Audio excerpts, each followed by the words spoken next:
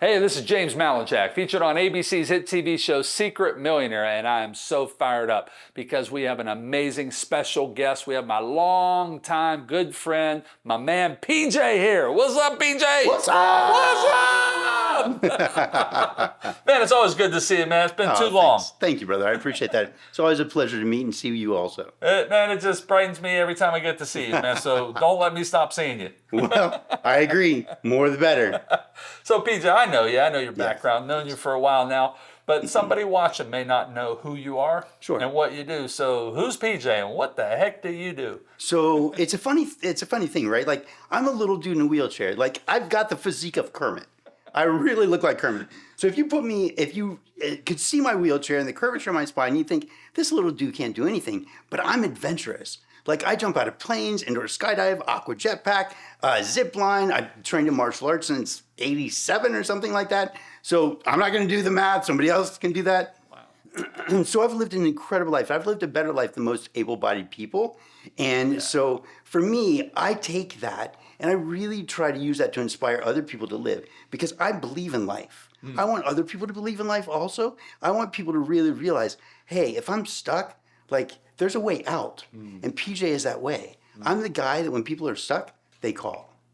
You're the guy that is the inspiration because, not because you're in a wheelchair, because the things you do when other people will complain and moan and don't have it half as tough as you. I try to find a way to do what I want to do. If I see something, I'm going to find a way to make that happen. And I do that because I want to live, like I said, but also I want other people to live. I want people on their deathbed to say, this was the best thing I ever experienced in my life, and I'm not ready to go.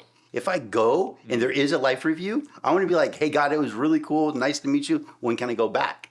Right? I want life to be like that for people. And I really believe that it can be and it should be. And in fact, the more people who live in that way, the healthier and happier they are, the less wars, the less anger, the less frustration, right? There's a great saying that I borrow from Lama Zopa Rinpoche that says, no anger inside, no enemies outside.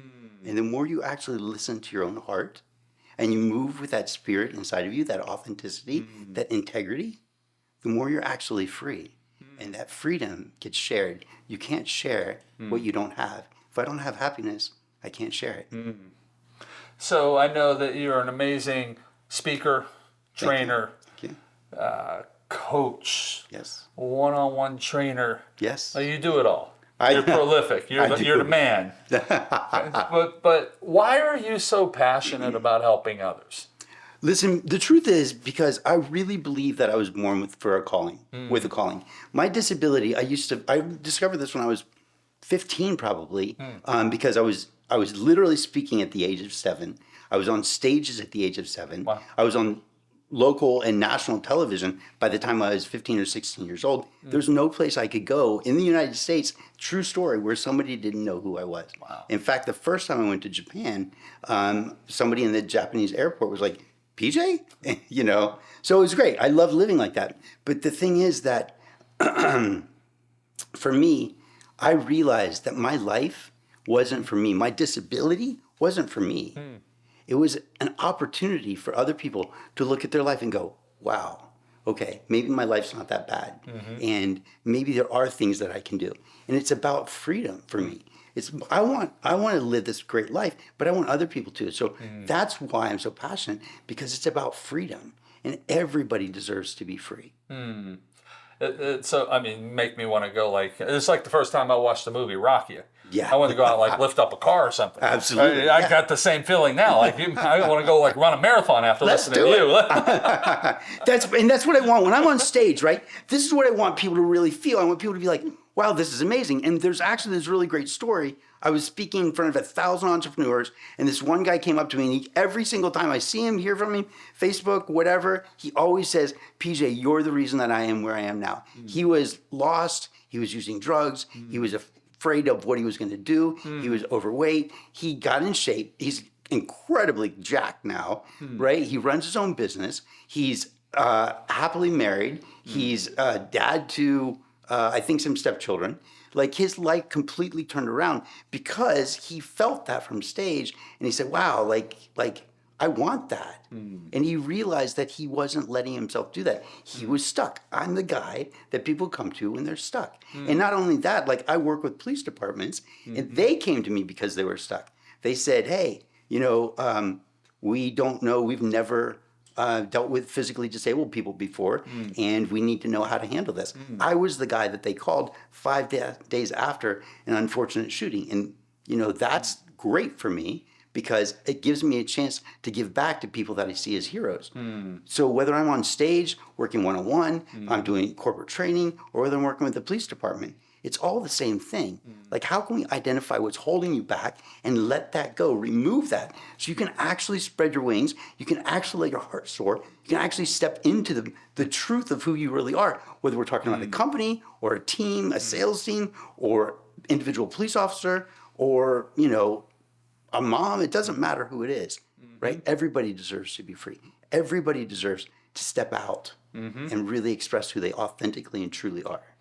I have an odd question that I feel even stranger asking because I already know the answer. All right. But we do go back, right? Yeah, we go back. Yeah. Right. What do you think makes you different than other speakers out there? Now, let me preface it because I know somebody watching is like, well, I mean, the guy's in a wheelchair. Well, no, that's not it, right? Me, I would know the answer. The guy's in a wheelchair, but look at the passion he has and look what he does more than people who don't have the situation that you have. But what do you think makes you stand out from others? I think what makes me stand out is I don't quit. I don't know how to quit. When I was a kid, I used to, be getting dressed. I put my little underwear on, my little shoes, my little socks, my little leg braces, right? And I would yell to my mom, okay, Mom, I'm ready for you to come help me get buttoned and zipped and tucked in. And she would yell back, okay, but I'm busy. You keep trying. And I would say, okay. I don't know why I have a weird voice as a little kid, but I do, right? And so I would fight and struggle, and, I would tuck my shirt into my underwear, and I'd roll around on the floor trying to get the right leverage to snap my little snaps. And, she'd put like a little ring on the end of my zipper so I could stick my finger in there and pull my zipper up. And this was a 10-minute battle. Wow. Fighting, sweating, struggling, and the whole time trying because my mom said, keep trying, right? In the meantime, while I'm fighting and struggling, she's sitting on the end of her bed crying because she wanted to come and help me. But she knew that if she did, I would become dependent. I was only expected to live until I was 7 years old. This was 9 and 10. In her mind, she said, if this kid is going to live longer, he's already lived 2-3 years longer. If he's going to live longer, I want him to have the life that he wants. And so what makes me different is I try and I try and I try until I figure that out. I don't quit. And nobody else has to quit either. The difference also is I let go of the resistance and the frustration. I pass through it, right? There's sometimes I'm like, okay, God, I get it, right? I get this is what you want me to figure this out. Right? So sometimes there's that level of frustration, but I let go of the frustration. I let go of the resistance. I let go of the fear, and I go, okay, do it anyway. Figure it out. Right? That's the difference. So many people say, keep going, push on, find your greatest why. And I love that idea of finding your greatest why, but that's not where it starts. Finding your greatest why is putting up the sail on your sailboat and hoping that there's going to be this massive wind that's going to drag your anchor with. But I live a life of going, hey, how do I pick up that anchor? Right? It's the anchor. How do I let that anchor go and untie the chain, untie the rope, untie the cord that's attached to the anchor? Sail out, find the place that you want to be, and then find a new anchor. Find a new identity. Anchor yourself to that new identity. Let go of the old, let go of what doesn't work, find something new, move forward. That's what makes me different. In all of your amazing work with a variety of groups, organizations, different ages, demographics, backgrounds, right? I'm sure you see when someone you're trying to empower them to have a breakthrough, to get through a challenge, to be more, do more, achieve more, appreciate more, be more fulfilled, whatever it is, right? Absolutely. I'm sure you see certain consistent common challenges. It's like weeds. I always say challenges are like weeds, right? You pull it, same weed pops up. Absolutely. Right? Absolutely. Same weed pops up, right? Well, I bet you see some same challenges that pop up. So what are a couple of those challenges that when you're trying to help people have breakthroughs? And also, how do you help them deal with that when they might not believe they can? Yeah, for sure. So one of the biggest things, and we hear this all the time, everybody hears this, I'm not good enough. I don't deserve it. right? So the first thing that limited self-talk. 100%, right? And the thing is that I start by letting people understand there's a distinct difference between your conscious and your unconscious, right? And with the unconscious is what's usually making their decision. It's the one doing all the talking. So I help them to make a realization that, oh, hold on, is that me or is that my unconscious, right? And that unconscious, I teach them to say, shh. And I call the unconscious it, right? So I say, shh, it, because that's all it's giving them, right? I love that. Thank you. And so this is one of the places that we start. We first, because all transformation begins with awareness. This is your thing also. It's my thing too. Yeah. All transformation begins with awareness. And most people don't realize what's actually happening to them inside of them. And when they start to make that realization, now we can move on to my next stage, which is responsibility. Okay, so what do you want to do? You now have the ability to respond and not react. All reactions are slave actions. And so there's a responsibility, there's an ability to respond. That means there's an opportunity in this moment for you to become empowered. And how are we going to do that? What do we need to let go of? What's your kryptonite? What's your anchor? How can we release that?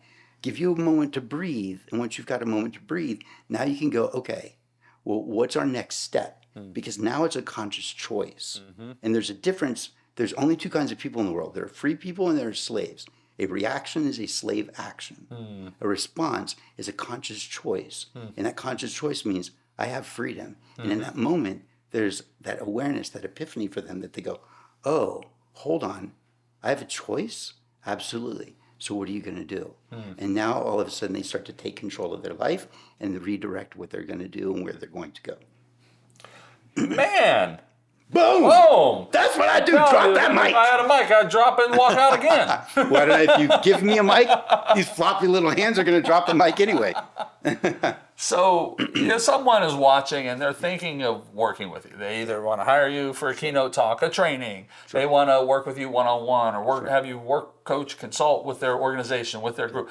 They want to buy 1,000 copies of your book and give it to all their people. Whatever. Or the police want to call me in so I can train them. The police want to call you so you can train them like you've done with so many amazing officers. Yeah. Someone's watching. I want you to look at that person, no matter who it might be, and I want you to tell that person watching why they should work with PJ. If you're stuck and you feel like you can't catch your breath, you want to work with me because you deserve to breathe. Inspiration means to bring in spirit. If you're struggling to breathe, you're struggling to be inspired. You're stuck, your anchor's down, and you believe it's supposed to be down. But instead, together, we get to release that, let that go, and have a great time. See, I got soft and quiet because I'm coming from my heart, but the real truth is, life gets to be fun.